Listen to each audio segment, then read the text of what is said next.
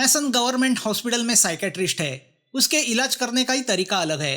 वो एक डिटेक्टिव की तरह पेशेंट की बीमारी की वजह जान लेता है और फिर उस हिसाब से उसका इलाज करता है। मूवी की शुरुआत में एक 16 साल की लड़की का केस उसके पास आता है। उस लड़की के एक दोस्त ने उसे फुसला के प्रेग्नेंट किया था और इस वजह से उस लड़की में एक डर सा बैठ गया था। उसने सुसाइड तक करने की कोशिश की। मैसन को जब उस लड़की की माँ से ये सब पता चला तो उसने उस लड़के के घर जाके उसे डराया कि अगर पुलिस कंप्लेंट हुई तो उसे काफी लंबी जेल होगी। लड़का अपनी जिम्मेदारी समझ गया और लड़की से शादी करने को तैयार हुआ, मगर लड़की ने उससे रिश्ता जोड़ने से साफ मना किया। मैसन के कहने पे वो लड़की अपनी माँ की तरफ देख के एबॉर्शन करने को तैयार हुई। तो ऐसा है मैसन, जो बीमारी को जड़ से खत्म करता है। मगर खुद मैसन भी मेंटल प्रॉब्लम से जूझ रहा है। उसे बचपन से एक ही सपना आता रहता है। आधे खुले दरवाजे के पीछे से एक औरत रोते हुए उसे बुला रही है। एक शाम मैसन कहीं जाने के लिए टैक्सी में बैठता है। टैक्सी ड्राइवर बड़ी लापरवाही से टैक्सी चला रहा है। हैरान होकर मैसन उसे देखता है। कपड़ों से वो आदमी टैक्सी ड्राइवर नहीं, किसी बड़े कंपनी का ऑफिसर लग रहा है। टैक्सी ड्राइवर, जिसका नाम चोई है, वो मैसन से कहता है कि वो पिछले कई दिनों से ठीक तरह से सोया नहीं, कोई बात है जो उसे सोने नहीं दे रही। चोई बताता है पहले वो स्टॉक ब्रोकर था। उतरते वक्त मैसन उसे अपना विजिटिंग कार्ड देके कंसल्टिंग के लिए हॉस्पिटल आने कहता है, मगर चोई उसे फेंक देता है। यहाँ हॉस्पिटल का डीन माइकल मैसन की इन्वेस्टिगेशन की आदत से तंग आ चुका है। वो मैसन को कई बार समझा चुका है, तुम डॉक्टर हो, डिटेक्टिव नहीं। पेशेंट की तहकीकात करना यह हॉस्पिटल के रूल्स के खिलाफ है, जिससे हॉस्पिटल के डायरेक्टर नाराज हुए हैं। मैसन रोज की तरह सॉरी कह के बात को टाल देता है। मैसन की असिस्टेंट डोना डीन की बेटी है, जो मैसन से प्यार करती है। वो मैसन को आने वाले बुरे सपनों के बारे में जानती है, तो वो मैसन को सजेस्ट करती है कि उसे डॉक्टर विंसेंट से मिलना चाहिए। मैसन डोना के एडवाइस को मजाक में उड़ा देता है। यहाँ थका हारा चोई घर लौटता है। रूम के दरवाजे पे तलिस्मा यानी मंत्रों के पेपर लगाए होते हैं। उसकी वाइफ फियोना बड़ी सज धज के अजीब तरीके से उसका स्वागत करती है। वो चोई के साथ इस तरह से हरकतें करती है मानो चोई को भूत ने पजेस किया हो, जिससे पता चलता है उस फैमिली में कोई तो प्रॉब्लम है। यहाँ अगले दिन हॉस्पिटल के डायरेक्टर मैसन को लास्ट वार्निंग देते हैं कि वो पेशेंट की तहकीकात करने का अपना शौक छोड़ दे, डॉक्टर की तरह इलाज करे, ना कि पुलिस की तरह। जिस बात पर डायरेक्टर और डीन के बीच बहस होती है, तो अब माइकल भी मैसन को वार्निंग देता है। यहाँ रात को चोई टैक्सी चला रहा होता है। नींद के मारे उसकी आंखें झपक रही है। वो सोना नहीं चाहता, वरना वही भयानक सपने आएंगे। मगर नींद उस पे इस तरह हावी हो जाती है कि एक टनल में वो टैक्सी को ठोक देता है। चोई को अरेस्ट किया जाता है और मेंटल चेकअप के लिए कोर्ट उसे मैसन के साइकेट्रिक हॉस्पिटल भेजने का फैसला करती है। चोई के फोटो देख के मैसन समझ जाता है ये वही आदमी है जिसकी टैक्सी में वो उस दिन बैठा था। कंसल्टिंग के लिए चोई को मैसन के सामने बिठाया जाता है। चोई अपनी धुन में है। मैसन उससे पूछता है उसे सपने में क्या दिखता है। चोई कहता है भयानक साये उसका पीछा करते रहते हैं, इसलिए वो सोने से डरता है। मैसन उससे पूछता है पहले तुम स्टॉक एनालिस्ट का जॉब करते थे, क्या तुम्हारे सपनों का संबंध उस जॉब से है? चोई एक ही बात कहता रह जाता है, मेरी मदद करो। तभी अचानक वो मैसन से कहता है मैं मेरी वाइफ से मिलना चाहता हूँ, उसे घर में अकेला नहीं छोड़ा जा सकता। यहाँ घर में फियोना को अजीब वहम होने लगते हैं कि कोई उसके आसपास है। वो खाना लेने बाहर जाती है तो उसे अपने आसपास के सभी लोगों में एक ही आदमी दिखने लगता है। तो अब वो डर के मारे एक कुत्ते का बलि देती है और उसके खून से नहाती है। क्यों कर रही है वो ये सब, उसके पीछे भी वजह है। यहाँ अगले दिन मैसन के लाख मना करने के बावजूद डोना उसे डॉक्टर विंसेंट से मिलवाने लेके जाती है। विंसेंट ड्रीम थियरी का इस्तेमाल करके पेशेंट का इलाज करता है। डोना विंसेंट से कहती है कि मैसन बार बार एक ही सपना देखता है जिससे वो डिस्टर्ब हुआ है। विंसेंट मैसन से कहता है हमें हमारे सपनों में वही सीक्रेट दिखते हैं जो हमारे दिमाग के किसी कोने में बरसों से छुपे हुए होते हैं। मैसन कहता है उसे सपने में एक ही औरत दिखाई देती है, शायद वो उसकी माँ है। विंसेंट झटके में कहता है लगता है तुमने बचपन में काफी कुछ सहन किया है। वो मैसन से कहता है मैं मर चुका था, मगर मेरी मौत के 17 मिनट बाद चमत्कार हुआ और मैं मौत से वापस लौट आया। तब से लोगों के सपनों में जाने की शक्ति मुझ में आ गई। मैं उनके सपनों में जाके उनकी असली प्रॉब्लम को समझ सकता हूँ। विंसेंट मैसन से कहता है किसी दिन सेशन के लिए आ जाना। अब मैसन ओल्ड एज होम में जाके अपने डैडी से मिलता है। अपने बेटे को डॉक्टर बना हुआ देख उसके डैडी हमेशा प्राउड फील करते हैं, मगर मैसन अपने डैडी पे गुस्सा है। अपनी माँ की मौत का जिम्मेदार वो अपने डैडी को समझता है। जब वो छोटा था तब उसके डैडी बड़ी बदसलूकी से उसकी माँ के साथ पेश आते थे, यहाँ तक कि वो उसे पिटा करते थे। और यहाँ पता चलता है कि मैसन के सपनों का संबंध उसकी माँ की मौत से है। अब हॉस्पिटल में चोई की ट्रीटमेंट शुरू होती है। उसे इलेक्ट्रोकन्वल्सिव थेरेपी दी जाती है। उस हालत में चोई एक अजीब सपने में चला जाता है। उसके सपने में वही आदमी दिखाई देता है जो फियोना को भी दिखाई दे रहा था। एक बूढ़ी औरत उन्हें मारने दौड़ रही है तो कार से अचानक धुआं आके मैसन और फियोना का दम घुटने लगता है। तभी अचानक एक औरत गला दबा के चोई को मारने की कोशिश करती है। चोई की आंखें खुलती है तो वो उसी औरत को उसके पास देखता है तो वही आदमी चोई के सीने पे सवार होके उससे कहता है, मैंने तुम्हें ढूंढ ही लिया, अब मैं अपना बदला लूंगा। चोई ये सब सपने में देख रहा होता है। उसकी हालत क्रिटिकल हो जाती है। वो सब देख के मैसन समझ जाता है कि अगर चोई को ठीक करना है तो उसकी हिस्ट्री जानना जरूरी है। मगर डीन उसे वार्न करता है कि वो डिटेक्टिव बन के चोई की इन्वेस्टिगेशन ना करे। फिर भी मैसन डोना से चोई की डिटेल्स मंगाता है तो पता चलता है कि चोई का असली नाम शेंजू है। 3 साल पहले उसने अपना नाम और प्रोफेशन चेंज किया था। अब क्यूरियोसिटी के चलते मैसन चोई के घर पहुंच जाता है। उसे देख के फियोना को लगता है कि वो चोई की खबर लेके आया है। मैसन झूठ बोलता है कि चोई किसी काम में फंस गया है। घर की हालत देख के मैसन चकरा जाता है। फियोना मैसन से कहती है चोई और उसका दोस्त दोनों मिलके शहर में कैफे खोलने जा रहे हैं तो बिजी रहेंगे ही। मैसन समझ जाता है कि फियोना मेंटली अनस्टेबल है। फियोना की बातों से पता चलता है कि कभी फ्रांस में उसकी ब्यूटी प्रोडक्ट बनाने की कंपनी थी। मैसन उससे झूठ बोलता है कि वो उसके प्रोडक्ट खरीदना चाहेगा। मगर अचानक फियोना का मूड खराब हो जाता है और वो अपने आप को जलाने की कोशिश करती है। मैसन शॉकिंगली उसे देखता रह जाता है। अब मैसन फैसला करता है कि वो इस चोई की फैमिली की हिस्ट्री जानने की कोशिश करेगा। तो वो अपने एक शेयर ब्रोकर दोस्त टोनी की हेल्प लेता है। वो टोनी से मिलने जा रहा होता है कि डोना आके उसे बताती है उसके डैडी व्हील चेयर से नीचे गिर गए हैं, उन्हें हॉस्पिटल में एडमिट किया है। मगर इस वक्त मैसन को अपने डैडी की नहीं चोई के केस की पड़ी है। टोनी मैसन की मुलाकात जिमी से कराता है जो कभी चोई के साथ एक ही इन्वेस्टमेंट कंपनी में काम किया करता था। जिमी बताता है मैंने चोई के साथ 8 साल काम किया। मैंने आज तक चोई जैसा ब्रिलियंट स्टॉक एनालिस्ट नहीं देखा। उस वक्त हांगकांग के टॉप फाइनेंशियल एनालिस्ट में चोई का नाम लिया जाता था।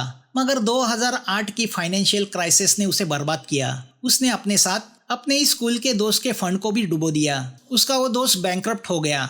डिप्रेशन में उस दोस्त ने सुसाइड की। टोनी मैसन से कहता है स्टॉक मार्केट में घुसने के पहले इंसान को प्रिपेयर रहना चाहिए। आप रातों रात आबाद हो सकते हैं या बर्बाद भी। पैसा दोस्ती नहीं देखती।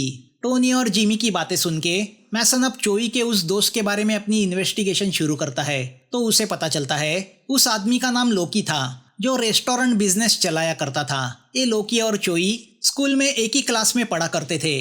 न्यूज़पेपर से उसे पता चलता है कि 3 साल पहले इसी लोकी की पूरी फैमिली ने सुसाइड की थी। अब मैसन जिमी से 3 साल पहले की उस रात का सीसीटीवी फुटेज मंगाता है जब चोई को आखिरी बार उसके ऑफिस में देखा गया था। फुटेज में मैसन को दिखता है कि चोई चोरी छुपे किसी डॉक्यूमेंट पे सिग्नेचर कर रहा है। जाते वक्त उसे उस बात का पछतावा भी होता है। मैसन समझ जाता है चोई ने कुछ तो किया था।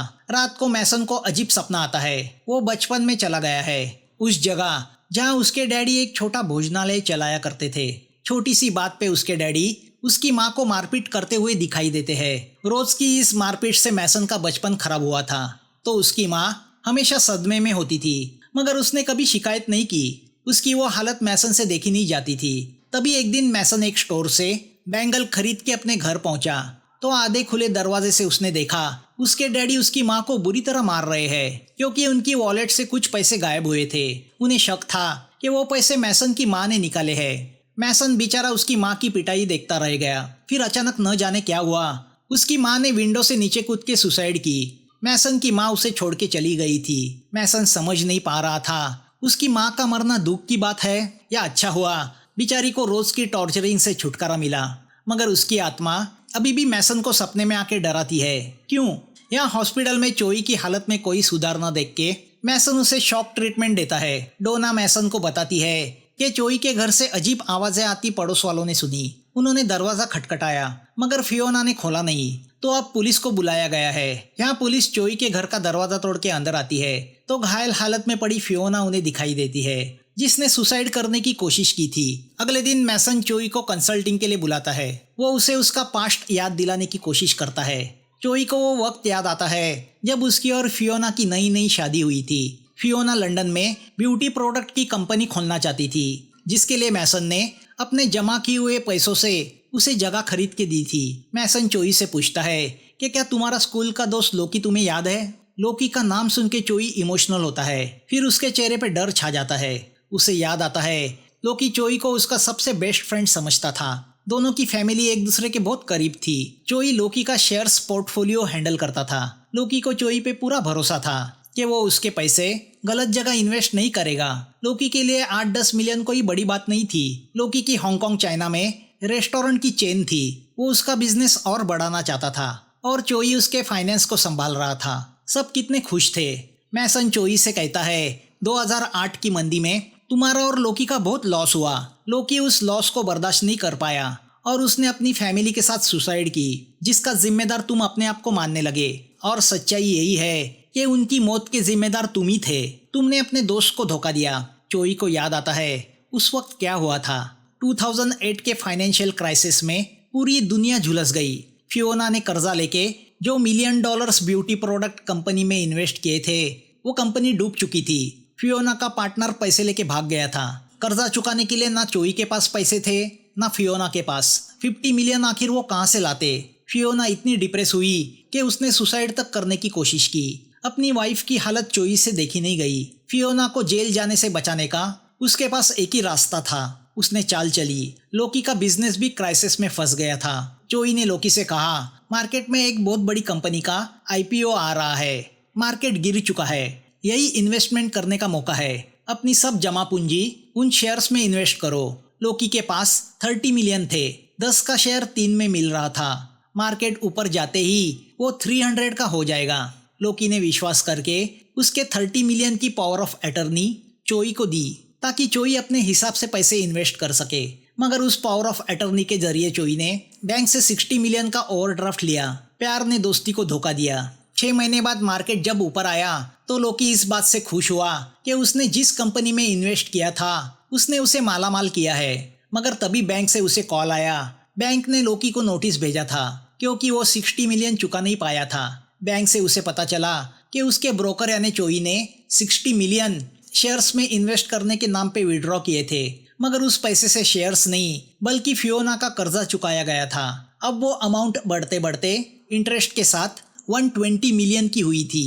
वो सुनते ही लोकी के पैरों तले जमीन खिसक गई थी। सच्चाई जानने के लिए उसने चोई को कई कॉल लगाए, मगर चोई उसे क्या जवाब देता। चोई ने उसका एक भी कॉल रिसीव नहीं किया, बल्कि फियोना के साथ कहीं छुप के बैठा।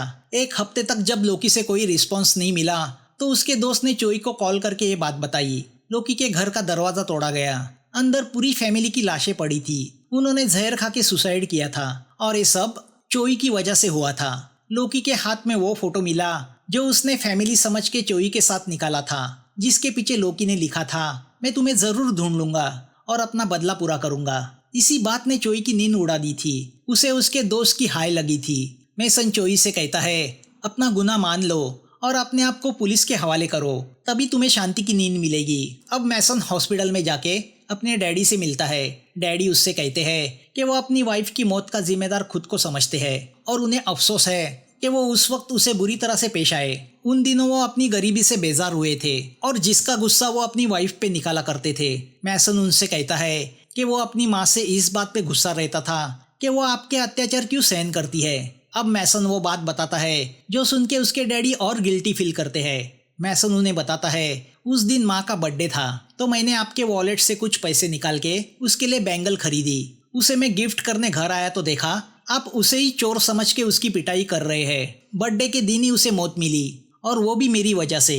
डैडी रोते हुए मैसन से कहते हैं मैं मरना चाहता हूँ ताकि ऊपर जाके उससे माफी मांग सकूं। यहाँ चोई अपना फ्रॉड वाला जुर्म मान लेता है। उसे 7 साल की जेल होती है। जेल में उसे मिलने फियोना आती है। वो फियोना से कहता है कि वो धीरज रखे, अपना ख्याल रखे, ज्यादा ना सोचे। तभी अचानक फियोना पे पागलपन सवार होता है। वो चोई के बिना रह नहीं सकती। वो जानती थी असली सजा की हकदार वो है, चोई नहीं। अगले दिन चोई को पता चलता है कि फियोना ने सुसाइड की है। शायद मोती उसे छुटकारा दिला सकती थी। यहाँ डोना मैसन से पूछती है क्या उसे अभी भी वो डरावने सपने आते हैं। मैसन कहता है नहीं, शायद डैडी के पश्चाताप का ये असर है। उसने डैडी को अपने साथ रखने का फैसला किया है। वो डोना से कहता है कि वो शादी करने की भी सोच रहा है, मगर उसे सिगरेट पीने वाली नहीं, कॉफी पीने वाली लड़की पसंद है। यहाँ डॉक्टर विंसेंट इलेक्ट्रो डिवाइस को अपने कान में डालता है जिसमें मैसन का मेमोरी डेटा है। अब वो जैसे ही आंखें बंद करता है वो मैसन के सपने में चला जाता है जिसमें उसे अपनी वाइफ को पिटते हुए मैसन के डैडी दिखाई देते हैं और वही खड़े होके चुपचाप देखता छोटा मैसन भी। तभी एक शॉकिंग राज हमारे सामने खुलता है।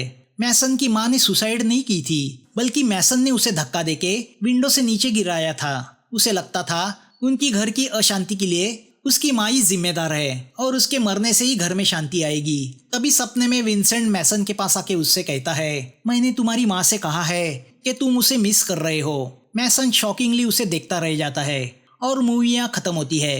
दोस्तों, रिक्वेस्ट करूंगा कि इस चैनल को सब्सक्राइब करें, तभी ये चैनल ग्रो कर पाएगा, नए वीडियो आपके सामने ला पाएगा। तो फिर मिलेंगे नए वीडियो के साथ। Thanks for watching.